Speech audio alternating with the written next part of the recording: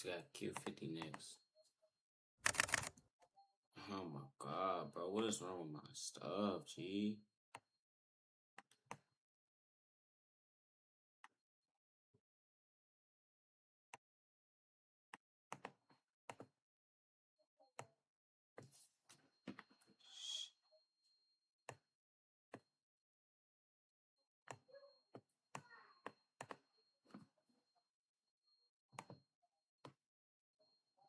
I'm about to start the video. What's good? You feel racking to Bloodhound Q50 Hall of Fame. Hall of Fame, whatever. Y'all get me.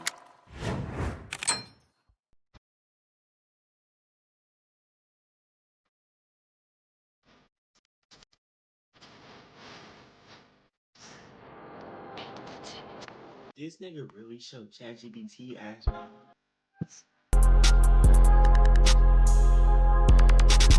That shit gonna be crazy. His ass not playing with y'all. He really the Hall of Famer. He showing his trophy.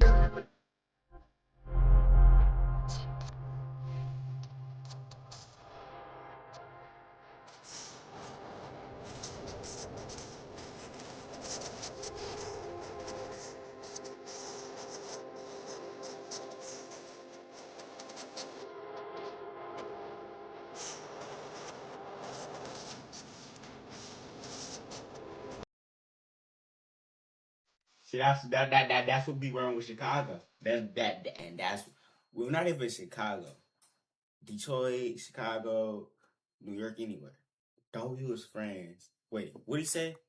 What the fuck be wrong with niggas? Thought we was friends, I slimed his ass and took that shit, told his ass. Thought he was friends. I slimed it out. I slimed him and what? Go. What the fuck be wrong with niggas? Thought we was friends, I slimed his ass and took that shit, told his ass come get it. Thought he was friends. I slimed his ass and took his junk and told him come get it. See, bro.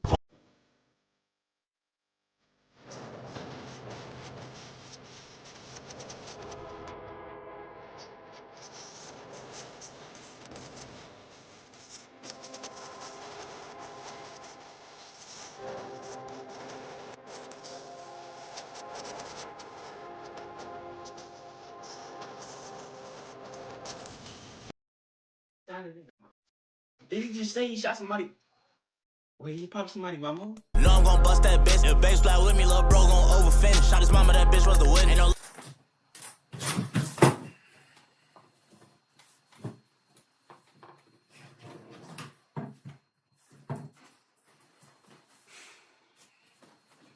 Somebody, hold on. I don't care how bad the beef get. Somebody pop my mama. I'm spinning till. I'm gonna try to find you until I can't. I'm gonna try to find you until I'm gone. Like literally. Any flex about it is just the sun.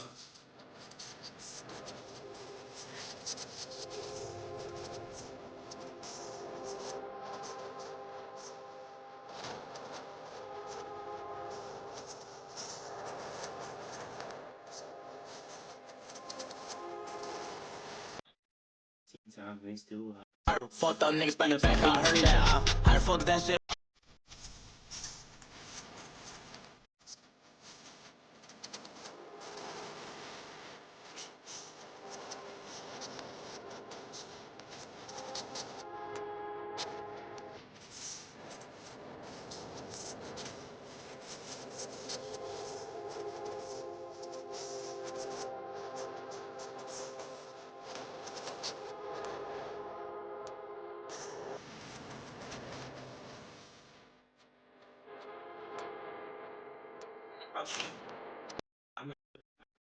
I mess with it. What else I got to react to? I mess with it. Think I mess with it. Dang, I reacted to everything. So why do I just spark if I react to everything? I'm gonna react to this. Abandoned by Disney. Abandoned by Disney. Abandoned by Disney. Abandoned by Disney is a whole series of creepypastas surrounding Disney's alleged unexplained abandonment of certain resorts in the Bahamas and in the US. The Abandoned by Disney creepypasta was originally written by Slimebeast, a well-known internet horror writer who's created several viral creepypastas including Funny Mouth, I Hate You, and Lost Episodes. The Abandoned by Disney story basically goes that at some undefined point in the 2000s, Disney allegedly spent $30 million on a resort in the Bahamas called Treasure Island, which, according to the story, they supposedly later abandoned without a convincing reason. Based on the I know dang well y'all didn't say they just spent $30 million on something and didn't abandon it. I can't even spend $100 on something and abandon it. creepypasta, there was another resort that Disney $10. abandoned under mysterious circumstances. This one was located near the beachside city of Emerald Isle in North Carolina, and it was supposed to be a jungle-themed resort by the name of Mowgli's Palace. According to Slimebeast, the project was extremely controversial from the start, as Disney allegedly did some pretty sketchy stuff to acquire the land they required for the palace. What they do? Still, the creepypasta mentions that construction for Mowgli's Palace did end up getting completed and even started to receive tourists for a while before being unexplainably abandoned in some pretty murky circumstances. The author of the story then alleges that he ended up visiting the abandoned resort to take some pictures and see what he could find, and that's where the creepypasta gets pretty disturbing. Based on the story, the resort had pretty much been stripped bare and left to rot over the years. Most of the things that were big enough to take back from the resort had been stolen, leaving only desks, refrigerators, abandoned statues, other miscellaneous objects, and the buildings themselves to show for the once functional Mowgli's Palace. Allegedly, Disney had also released their exotic animals onto the grounds upon abandoning the resort, including the sharks they once kept in their aquarium and their 80-foot-long pythons, one of which supposedly slithered right in front of the creepypasta author, who initially assumed it was a statue. Wait, so they Disturbingly, the left them under the water? creepypasta mentions that dozens of walls, staircases, and objects lying around the resort had been spray painted with the words "Abandoned by Disney," possibly by disgruntled employees who were fed up with Disney's sketchy doings. At one I ain't gonna lie, if I was Disney, bro, and you recording on YouTube going to my abandoned thing, I'm suing everybody. I'm just like that. I ain't gonna lie, I'm petty. I'm getting all my money. I'm suing everybody.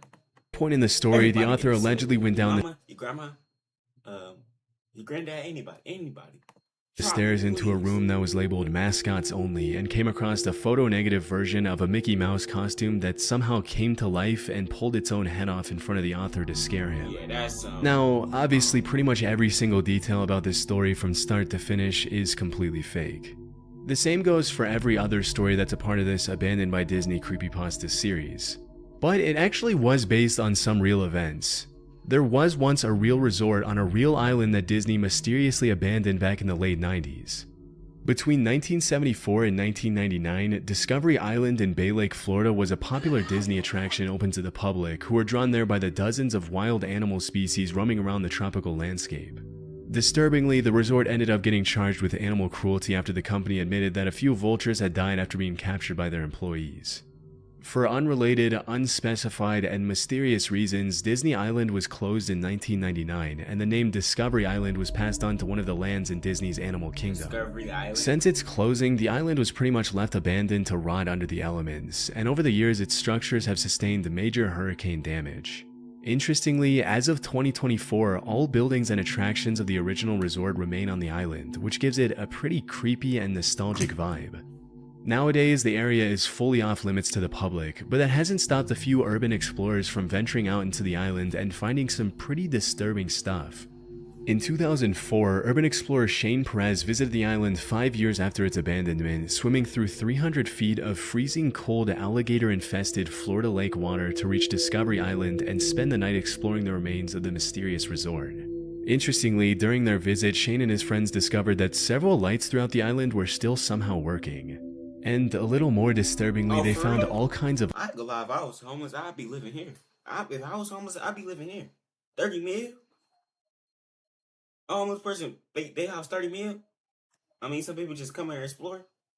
Boy, I'd be living here, I don't care. odd things in the abandoned sheds, including snakes stuffed in Coke bottles and a bunch of animals that were left behind by Disney when the island closed, which is pretty similar to what was mentioned in the fictional creepypasta. Although Shane and his friends were only able to explore half of the island before the sun rose again, they uploaded all of their findings onto a now infamous blog post that ended up being featured on the news.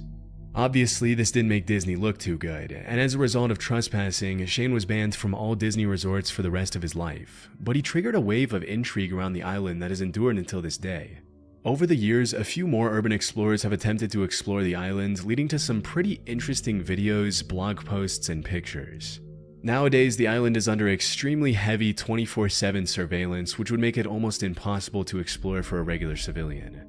Still, the abandoned island turned creepypasta was one of the dozens of things that have irreparably damaged the... Why do people hire officers to secure an abandoned place? Like, you feel me? I don't know. Public's perception of Disney, like as it's pretty clear that behind the cute mouse costumes and the fairy tale facade, there's a bunch of stuff the higher-ups of the company definitely don't want the public to see. It's crazy. The Smiling Man. In April 2012, a Reddit user named Blue Title posted a story titled The Smiling Man. The story basically goes that at some point in 2012, Blue Title went for a solo walk in the middle of the night in Seattle, Washington after his roommate had fallen asleep. At some point in the evening between the hours of 1 a.m. and 2 a.m., he saw a strange-looking man dancing at the other end of the street. In the user's own words, it was a strange dance, similar to a waltz, but he finished each box with an odd forward stride. I guess you could say he was dance-walking, headed straight for me. At first, Blue Title tried to walk past him, giving the man as much space as possible to avoid coming into contact with him, but the guy just kept dancing closer and closer. What's most disturbing about the account is the way the user describes the man's appearance. Based on the original post, the man was tall and lanky, wore an old suit, and had an extremely eerie expression on his face. His eyes were wide open and his head was tilted back to look at the sky.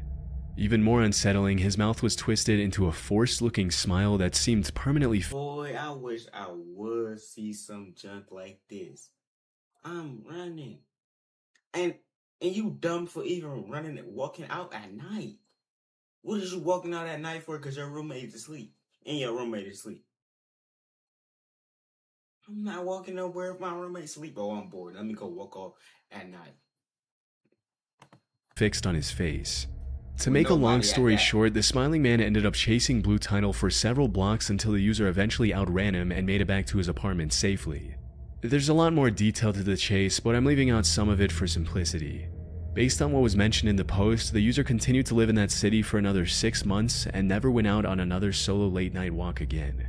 Now, this is usually the kind of story that you would read and immediately dismiss as fake, but the Smiling Man is one of those posts that there's no good reason to believe it's not true. After the story was posted, the Smiling Man turned into something of an urban legend and became a classic creepypasta, often being featured in horror forms and even being turned into multiple different viral short films over the years. Still, the original story was not designed to be a creepypasta as it came to be over time. The author has continued to insist it's real. For context, the Let's Not Meet subreddit, which is where the story was originally posted, was created for people to share their true accounts of scary in-person encounters they experienced firsthand. As per the guidelines of the subreddit, no fictional or paranormal stories are allowed, and any indication that a story was made up usually results in the post being immediately removed. All this to say that the Let's Not Meet admins make a big effort to keep the subreddit clean from any kind of stories that are obviously fake. That's not to say that some fabricated stories don't slip through the cracks from time to time, but I don't think the Smiling Man is one of them. Looking into Blue Title's activity on other subreddits, I found that they seem pretty honest and genuine. It's like I'm thinking, if I'm walking and I just see somebody smiling at me and it's dark, do you know what I'm doing? I'm running so fast, it's like, bro, when I'm scared, I run faster than I do. Like, I run way faster than I do normally. Boy, it's like, I don't know, bro. Then if you catch me, I'm punching you straight in your face with all my strength. And often discussing martial arts, music, and other topics unrelated to creepypastas and internet horror lore. The fact that the Smiling Man is pretty much the only story the user has told since opening his account in 2012 is a pretty good indication that it's true. On top of that, dozens of users over the years have claimed to have seen the Smiling Man themselves, and a lot of the times it's the original author himself who shows up in the threads to fact check them and call them out when they're embellishing the story or fabricating details that are obviously fake. And sure, this is by no means 100% definitive proof that the Smiling Man was real, but I'm honestly inclined to believe that this actually happened. Yeah, I think it is. As for what the Smiling Man's intentions were on that night in 2012, it's really anyone's guess. I'd probably guess the guy was either under the influence of drugs, mentally insane, or really going out of his way to mess with Blue Tidal for no reason. With so many years having gone by since this incident took place, we'll likely never know. The only thing we can be sure of is that it's probably a good thing the OP ran away when he did. You never know what someone who's clearly not in their right mind is capable of, especially when there are no witnesses. And don't walk out at night if you by yourself and you do not have a weapon. That's what you learned there. Do not walk out at night if you're by yourself and you don't have nothing to protect you. Around. The year was 1991. You could at least grab the kitchen In knife. April of 2015, a Reddit user with the mysterious name I'm Sorry Michael posted a harrowing story in the No Sleep subreddit where he shared his first-hand experience of what it was like witnessing a 4-year-old get kidnapped from a school playground in the early 90s. Now, it's important to keep in mind that the No Sleep subreddit doesn't always feature true stories. In fact, it almost never It's like, does. come on, bro. Y'all got me scared, bro. It's 4 a.m. in the morning. Y'all got me scared, bro. Come on, bro. Chill out, bro. It's pretty much entirely creepypastas, but you'll see why that's not so relevant in a second. The post was titled The Year Was 1991, and in it, the OP basically tells the story of how he arrived at a school's sports field to toss around a ball with some family friends on a warm spring day. As soon as he arrived at the field, the OP allegedly saw a little boy in a blue jacket running on the playground close to the playing field. Suddenly, a suspicious-looking dark van pulled up to the playground and parked right over the hopscotch outline.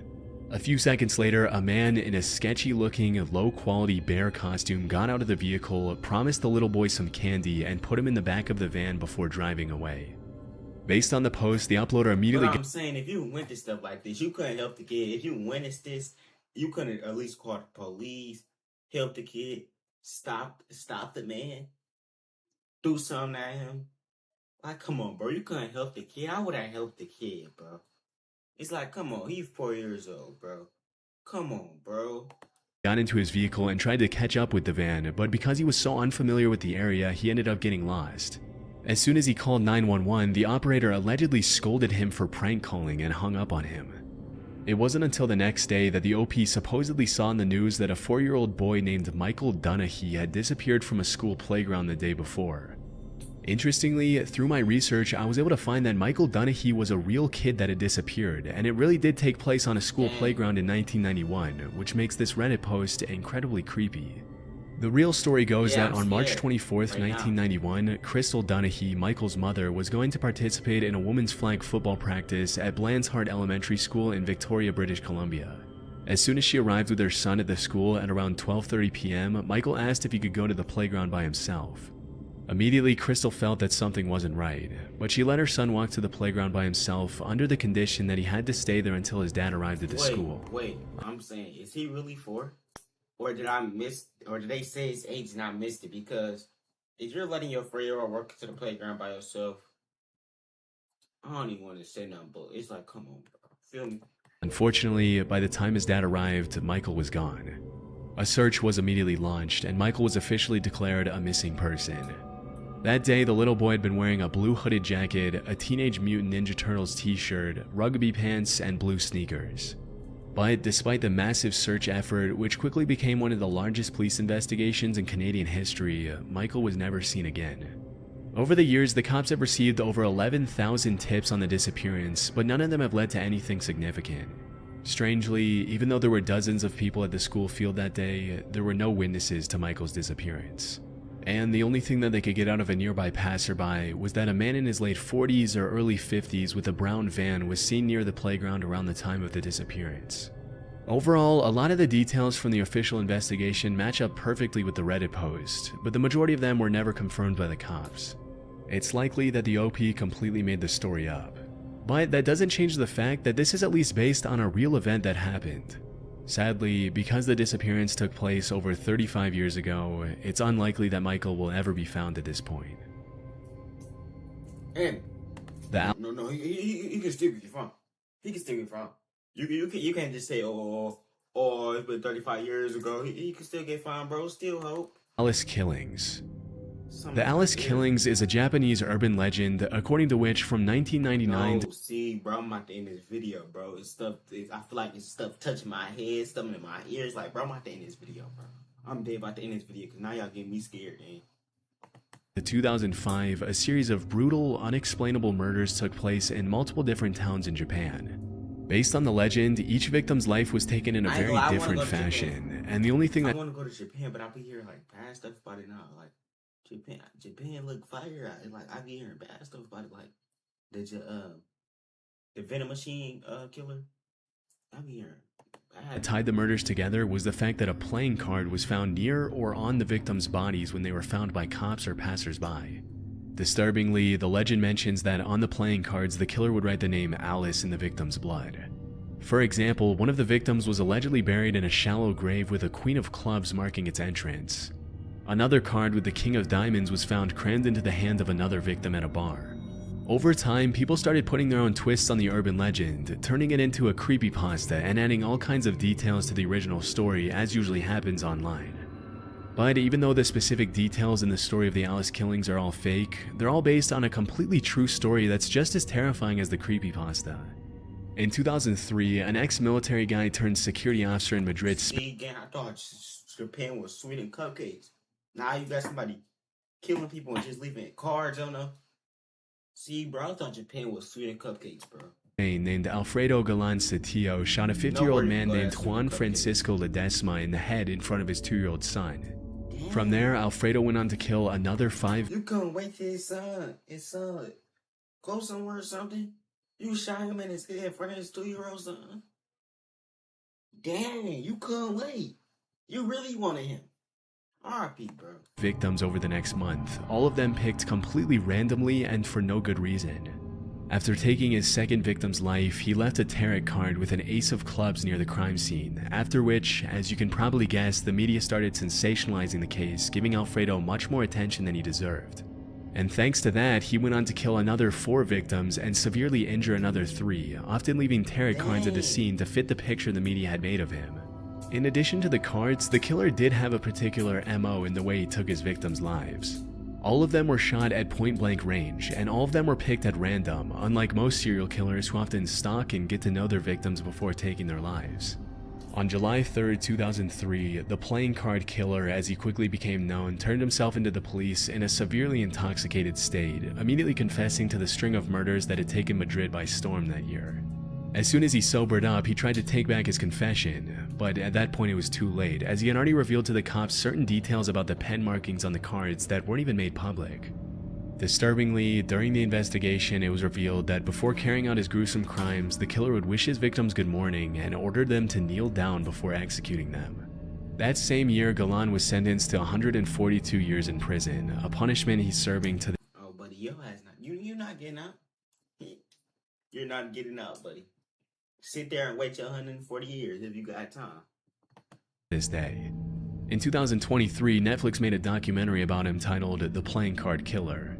And at the end of the day, that's probably what these killers really want deep down, attention. Literally. But fortunately, he won't be getting out anytime soon. And let's just hope the I ain't crazy gonna lie, Netflix, y'all get him what he want. He literally just want attention. That's literally what they want. Like, literally, they just want to go viral. amount of attention the media gives these killers doesn't motivate more lunatics to seek notoriety through these kinds of crimes. That's all they want. The Doppelganger.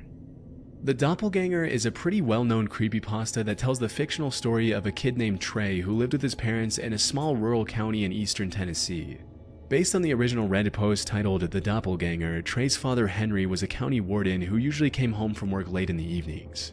One night, Henry came home and hesitantly let his wife and son know that one of his coworkers had been missing for 2 days. That same night, Trey's mom and dad made him promise that he wouldn't open the door for anyone, even for his own parents.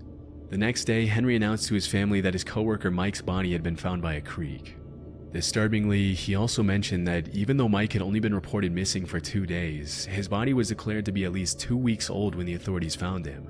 This of course meant that somebody had been posing as Mike for several days, spending time with his family and going through his days. How do the officers like do that? Like, do they got like a machine or something, or they just know?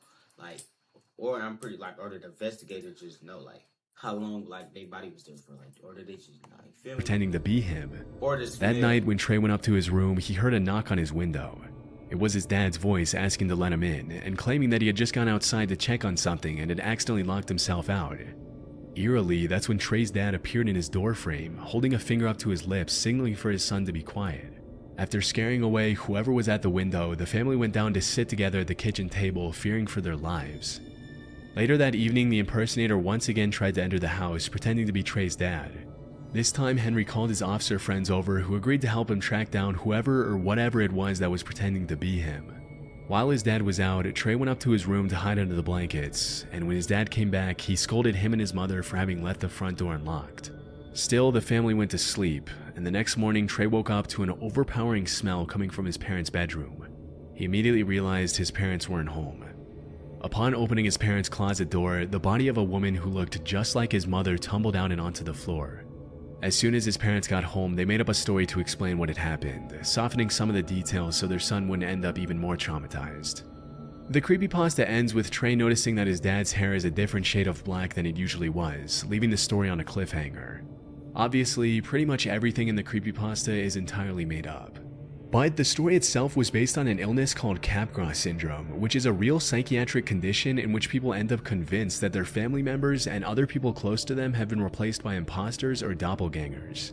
Through my research, I found that people with Capgras syndrome often end up becoming aggressive and even violent with the loved ones they accuse of being imposters.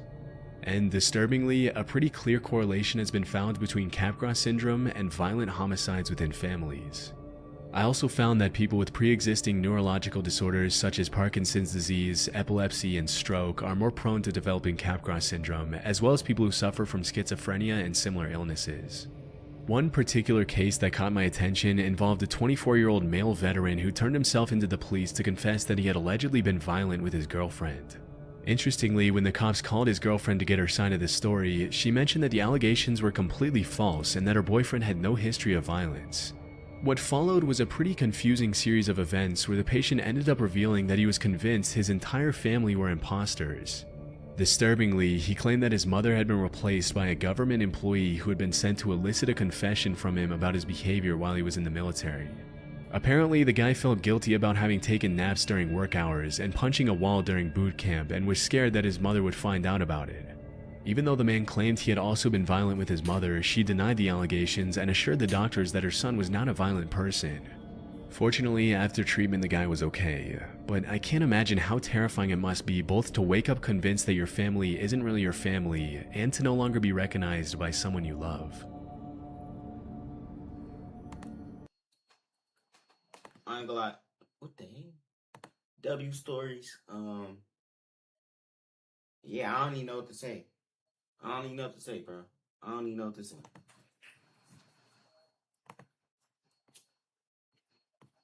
W stories, W stories, W stories.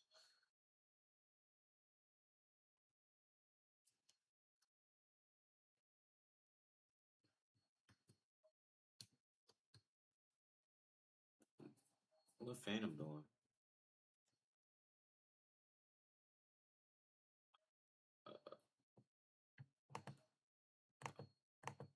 I do want a body cam.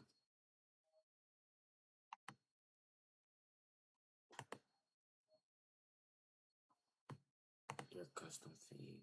What is my custom fee? Body cams.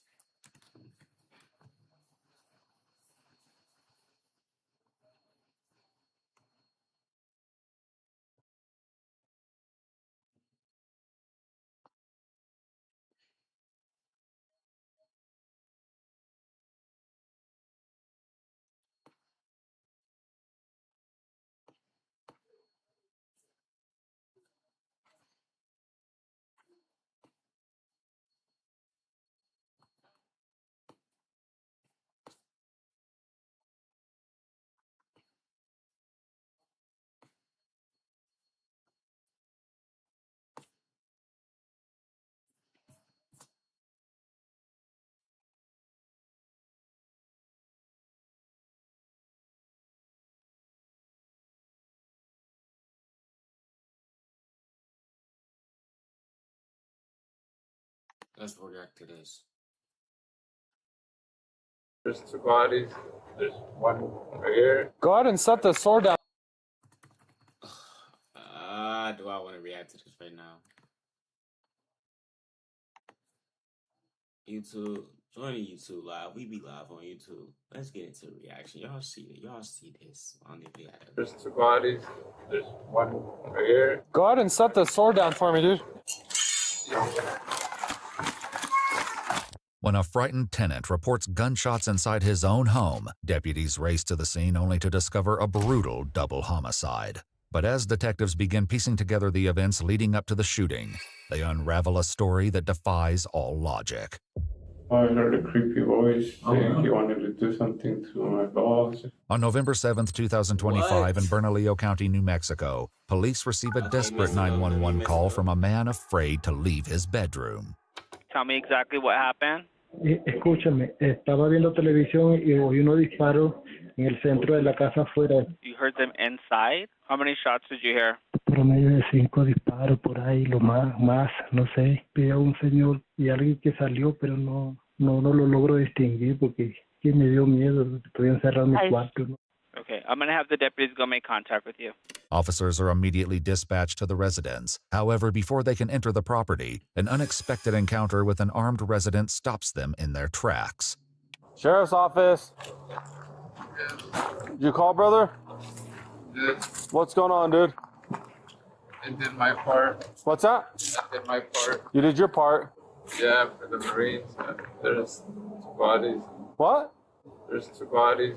There's one right here. Go ahead and set. So you walk up to the cop and said, I did my part. and just said, yeah, you know what? There's 2 bodies over here, dog. I did my part. Set the sword down for me, dude. All right. Yeah, You set got the a sword down. Do you have any other weapons on you? You know, some Mortal Kombat junk. Bro got a sword. Did you just empty out the house with a sword? That's all. Hey, stop. Get your hands out of your pockets right now. Walk towards us. Walk towards us now. Actually, I need to take. Walk towards us now. The man carrying both a sword and a handgun would later be identified as 25-year-old Alexis Hernandez. While deputies secure Alexis, a desperate cry from the home suddenly shifts their priorities. I'm going to. Go, there's a kid. Go. Bro, how do y'all heart have to... Like, y'all heart got to be one of the craziest things. Because how can y'all do this in front of kids? It's like, how can y'all do this in front of kids, bro? What's up, buddy? ¿Qué pasó? What's wrong, buddy? Y'all got a different heart. What's wrong, dude? What's wrong, dude? Look. He don't even look above. Where's your dad at? Where's your dad, buddy? The little boy appears too frightened to answer the officer's question. So aside from Alexis's claim that there are 2 bodies inside, the deputy has no idea what awaits him as he rushes through the front door. Who's all here, buddy? The deputy immediately discovers a body covered in blood. The victim would later be identified as Hector Rios, the homeowner. Nearby, the officer finds a second child still asleep in bed. Police escort both of Hector's children to safety. Come here, buddy. Come on. Come outside. Come outside, dude. Come on. Come here. Come here. It's okay. Come here. It's okay. Come here. It's okay. It's okay, buddy. Hey. Hey, buddy. Hey. Come here. Come here. Well, apparently they take it. Come on. With both children safely in deputies' care, additional responding officers begin clearing the rest of the property in search of anyone still inside. We have one male bleeding his face down in the kitchen of the house. Sheriff's office, come out now! Come out now! Keep your hands up! Come out of the room now! Stepping up with rifle! Step outside right now! 2 men, including the 911 caller, eventually emerge from their rooms. The men are temporarily detained, but officers know the most disturbing discovery may still lie ahead. We're gonna go check right now. You want to breach that door? Hey, dog. Watch there. Open door. Get that door shut. I'm on it. Go ahead. Sheriff's office! Here to go. Yep. We have another bed down. Looks like Dang. They spot bro had a gun fast. Dang, cops really be on that. I ain't gonna lie, y'all know when I was I ain't about to say all that story. The second victim would later be identified as Yorseis got that Toledo, another tenant of the residence. His body bears the unmistakable signs of an extraordinarily violent attack. You want to see this dead guy or this dead guy first? We'll start at the back. So literally right in here, and there's casings all along the floor. There's more when you get inside. There's 1, 2, 3, 4, 5, 6. Damn. Oh, wow. Yeah, he got lit up. That's not brain hanging from the ceiling, is it? He got lit up as crazy, officer. He got lit up as crazy, officer. No. I just saw something red, like, dang. I was like, yeah. I mean, it's like last year's Christmas. Yeah, we're at a minimum of at least 12 in here. Yeah. After examining Yorseis' body, detectives count roughly 12 gunshot wounds, an unusually high number considering the Glock that Alexis surrendered held only 6 rounds. But Yorseis isn't the only one riddled with bullet holes. Yeah, you can tell where you're going. Jesus Christ. There's cases everywhere. All right. I haven't even seen poor Hector yet, dude. Well, pretty much easy to see kind of what happened. Despite the detective's optimistic statement, the investigation is far from over. After releasing both detained witnesses and taking the children to the station, the lead detective sits down with Alexis, hoping to gain insight into what led to the shooting. However, when asked about his living situation as one of Hector's tenants, Alexis's answer quickly takes an unusual turn. I heard that guy on the other side of the wall, like stalking me, and I don't know. Oh, no. Really? Okay. So, do you know who that guy is?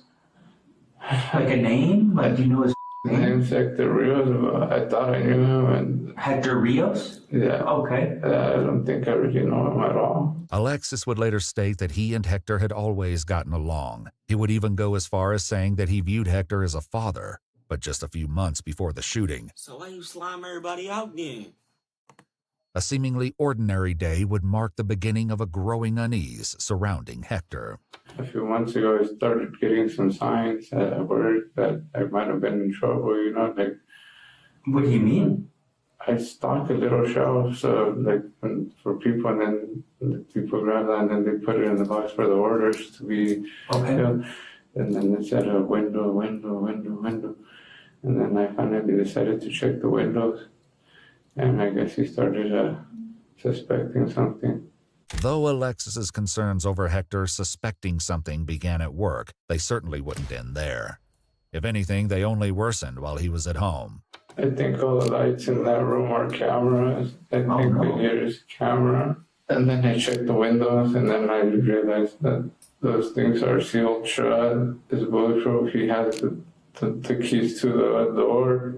I heard him, I don't know, through the wall, I heard a creepy voice saying he wanted to do something to my balls, and I don't know, it was just so scary. I can imagine. That would be scary. After what Alexis interpreted as a deeply personal threat, he left the residence hoping a visit with his parents would ease his fears. It would do quite the opposite. I talked to my mom about it, but she didn't really believe me, and she said that they knew him. Okay, but your mom knew Hector? Apparently, but I don't So think... you told your mom you slimed they all up. Mom, guess what I just did? I just slimed out a whole family. How you feel, Mom? Didn't knew him at all. I started seeing a lot of signs, and the signs pointed out that I had to end him, or he was going to end me and my family. Alexis struggles to explain what exactly the signs said. So rather than press him further, the detective redirects the conversation to what specifically led to the shooting. When I went to work and came back, he left me a message, like an encrypted message. It was a dead cockroach. And I remember that one time his son, he was afraid of cockroaches, and I told him not to be afraid. And to cockroaches, you gotta step on them. Mm-hmm. And so I figured out the message was that he was gonna kill him. Alexis would then leave his home, go to a gas station, buy a Marine Corps Saber from an unknown seller, arm himself with a handgun, and prepare for the worst. So today, obviously, when... I know he did not say what I think he just said. Did he just say? So you thought you was gonna end your life because something about a cop? This happened. What was Hector doing that made you think you needed to shoot him? He was taking me into the room. He told me to go with him, and the other guy was right behind me. I don't know, like there's no way out. Okay. Do you remember where you shot him at? I think in the head, and then I don't know. I just... Okay. So, the other guy, why did you shoot him? I'm pretty sure he was with Hector. I think they were going to get me. According to Alexis, the threat ended with those first shots. The shooting, however, would not. Like after the shooting? Did you go to your car at all? I went to reload and I went back, and again, I don't know, I've never done anything like that. I was afraid. Did you reload one magazine or both? Both. Alexis then went back inside to deliver a second volley of gunfire. According to an autopsy report, it was substantial. Hector Rios was shot 4 times in the head and 12 times in the body, while Yorces was shot once in the head, with the other 9 going to his body. After listening to Alexis's chilling claims, the detective would end the interview. On November 24, 2025, Alexis Nehera Hernandez was charged with 2 counts of first-degree murder, as well as 2 counts of recklessly caused child abuse. He pleaded not guilty to all charges. However, all criminal proceedings have been stayed while the court conducts an Did Buddy just tell them what happened and plead not guilty? evaluation of whether Alexis is competent to stand trial. To access more of our content, including... He just told them he just did it. He told them he did it and plead not guilty. I give up. Shit, I'm about to end, bro. I'm tired. I'm like mad tired. I ain't not gonna lie. I'm tired. I'm mad tired. 4 a.m. in the morning, 5 a.m., whatever. I didn't even sleep yet. Can't come out. I was coming out. I was young when they shot that.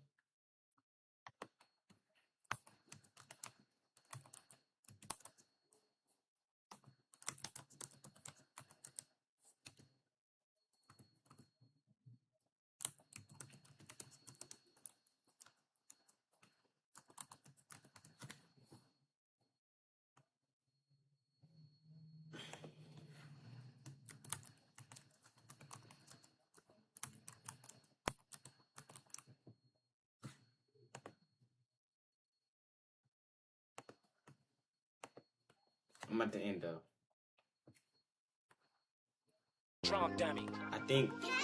I think I'm streaming today. I think I'm gonna try. If it is, probably will be like at 5 or 12-ish, 1 a.m. Hey, free chopper boy, bitch.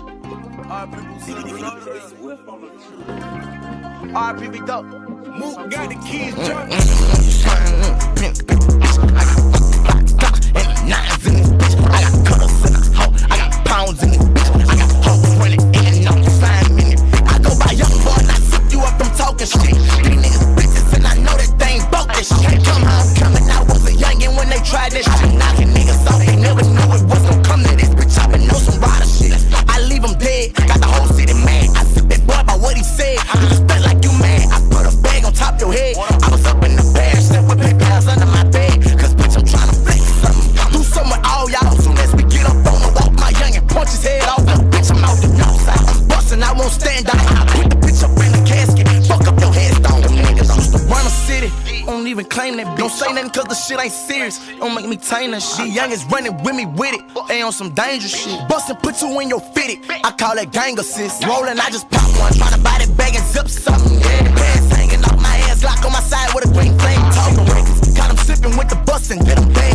We smart, we been a curve, don't do no talking, that's your ass. I ain't got no chill, I'm tryna send a bitch to one bill. And show the pussy, bitch, I been there, and bitch, I'm still in this. I fuck up, make a nigga get back, like what the deal is. I get pussy, bitches choosing sides, like I don't know real. Bitch, let me go. Yeah, bitch, I do something with you. Bitch ass nigga say, and I like it, I want you. I want no one else, nigga, shit is do what you do. I put you on the news, bitch, we can fight or shoot. Bitch, I know these niggas know it's murder when I'm coming through. Bitch, I always win, I never lose, we gon' fuck over you. You become a victim of the chopper, put 'em